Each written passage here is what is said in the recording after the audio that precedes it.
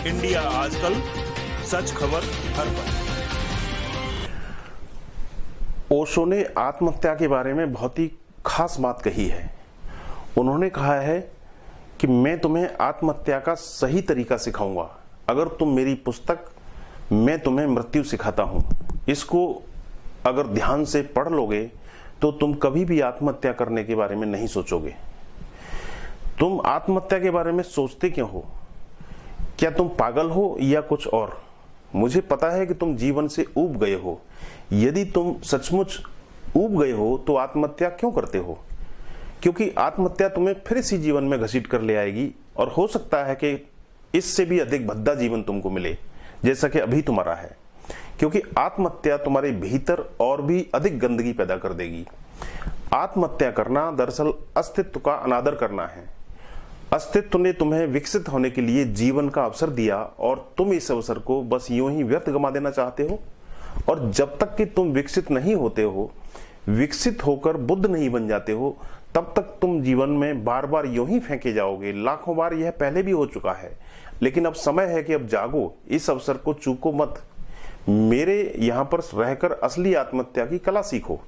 और असली कला में अपनी देह को नष्ट नहीं किया जाता है। देह सुंदर है, देह ने कुछ भी गलत नहीं किया है।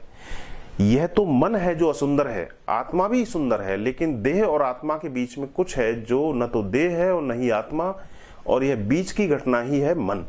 यह मन ही है जो तुम्हें बार बार गर्भ में घसीट कर लाता है और तुम मरते हो।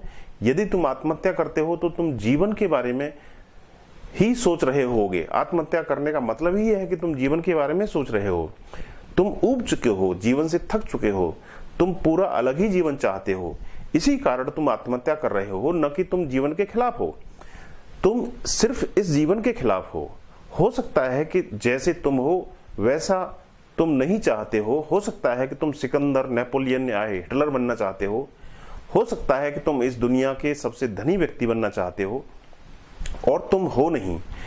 यह जीवन असफल हो गया और तुम प्रसिद्ध होना चाहते थे, सफल होना चाहते थे। अब इस जीवन को ही तुम नष्ट कर देना चाहते हो।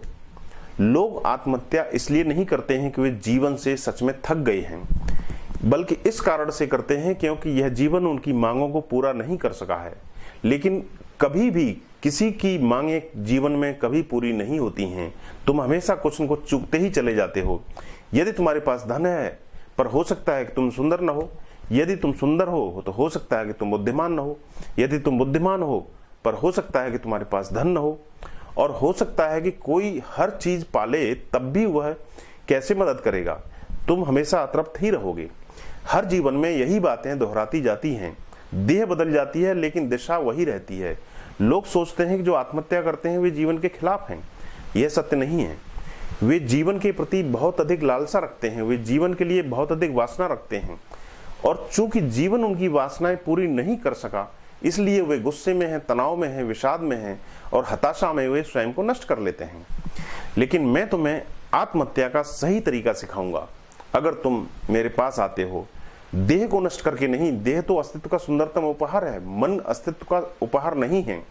मन समाज से संस्कारित है, देह उपहार है और आत्मा उपहार है। इन दोनों के बीच में समाज तुम्हारे साथ में तरकीब खेलता है, इसलिए समाज ने मन को बनाया और यह तुम्हें महत्वाकांक्षा देता है, तुम्हें ईर्ष्या, प्रतिस्पर्धा, हिंसा देता है। यह तुम्हें हर तरह की गंदी बीमारियां सिखाता है। लेकिन मन का अतिक्रमण किया जा सकता है, मन को एक तरफ रखा जा सकता है। यह मन जरूरी नहीं है। मैं तुम्हारे सामने बैठा हूं और अनुभव से तुम्हें कह रहा हूं कि अपने अधिकार से कह रहा हूं कि मन को एक तरफ रखा जा सकता है, और यह बड़ा आसान है। तुम्हें बस इसका तरीका आना चाहिए। और आत्महत्या में मरना इतना पीड़ादायी है क्योंकि यह प्राकृतिक बात नहीं है, यह सर्वाधिक अप्राकृतिक बात है। कभी कोई वृक्ष आत्महत्या नहीं करता है, सिर्फ आदमी करता है, क्योंकि सिर्फ आदमी इतना पागल हो सकता है। प्रकृति आत्महत्या के बारे में कुछ कहती नहीं है, कुछ जानती ही नहीं है। यह आदमी की खोज है और यह सबसे अधिक भद्दा और कुरूप कृत्य है। और जब कभी तुम स्वयं के साथ में कोई बहुत ही भद्दी और कुरूप बात करते हो तो तुम आशा नहीं रख सकते कि तुम्हें आगे एक बेहतर जीवन मिलेगा। तुम मन की बेहद निकृष्ट दिशा में मरोगे और तुम बहुत ही निकृष्ट गर्भ में प्रवेश कर लोगे। लेकिन आत्महत्या की जरूरत ही क्या है, जरा प्रश्न करो। तुम निश्चित ही गलत ढंग से जिए हो, इसी कारण जीवन एक सुंदर गीत नहीं बन पाया। तुम निश्चित ही मूर्खतापूर्ण ढंग से जिए हो, मूर्खतापूर्वक अज्ञानी की तरह, इसी कारण जीवन में उत्सव नहीं आया और तुम सितारों के साथ आनंद में नाच नहीं सके और न ही फूलों के साथ नाच सकते और न हवाओं के साथ में, न बरसात और न मस्त होकर के नाच सकते, क्योंकि तुम गलत तरीके से जिए हो, जो तुम्हारे जैसे ही लोगों ने तुम्हारे ऊपर थोप दिया है। और यह सतत चलने वाली घटना है। मूर्खता स्वतः सतत चलती रहती है। माता पिता अपने बच्चों को अपनी मूर्खता दिए चले जाते हैं और यही बच्चे अपने बच्चों को वे सारी मूर्खताएं सौंप देते हैं। यह वंशानुगत विरासत है। इसे परंपरागत कहते हैं, इसे विरासत कहते हैं, संस्कृति कहते हैं और बड़े बड़े नाम हैं इस चीज के। तुम जिस भांति अब तक जीते रहे हो उस पर विचार करो और जब तुम्हारे जीवन में एक नई तरह की बुद्धिमत्ता आएगी और तुम्हारा जीवन अधिक प्रखर होगा, अपने संस्कारों पर विचार करो। अब तक जैसे जिए हो उस पर ध्यान दो, कहीं बुनियादी रूप से कुछ गलत हुआ है। पक्षी गीत गा रहे हैं और वृक्ष और फूल, यह अनंत अस्तित्व, यह जगह आत्महत्या करने की है।